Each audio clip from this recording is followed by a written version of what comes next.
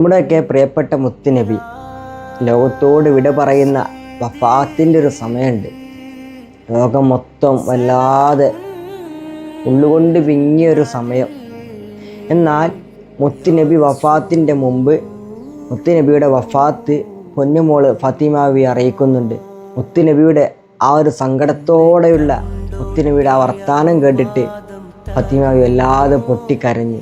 എന്നാൽ ഫാത്തിമാവി അരികത്തേക്ക് വിളിച്ചിട്ട് സ്നേഹത്തോടെ ഉപ്പ പറയുന്നുണ്ട്, മുത്തുനബി പറയുന്നുണ്ട്, ഫാത്തിമ നീ സങ്കടപ്പെടേണ്ട. എൻ്റെ അഹ്ലു ബൈത്തിൽ നിന്ന് ഞാൻ ലോകത്തോട് വിട പറഞ്ഞാൽ എൻ്റെ അരികത്തേക്ക് ആദ്യമായി വരുന്നത്, എൻ്റെ കുടുംബത്തിൽ നിന്ന് എൻ്റെ അരികത്തേക്ക് വരുന്നത് നീയാണ് ഫാത്തിമ എന്ന് മുത്തുനബി അവിടുന്ന് പറയുമ്പോൾ കരഞ്ഞുകൊണ്ടിരിക്കുന്ന പൊന്നുമോള് മുത്തുനബിയുടെ മുഖത്ത് നോക്കിയിട്ട് പുഞ്ചിരിക്കുകയാണ്. എന്താലേ മുത്തുനബി മരണത്തെക്കുറിച്ച് പറഞ്ഞപ്പോൾ പൊന്നുമോള് പുഞ്ചിരിക്കുക.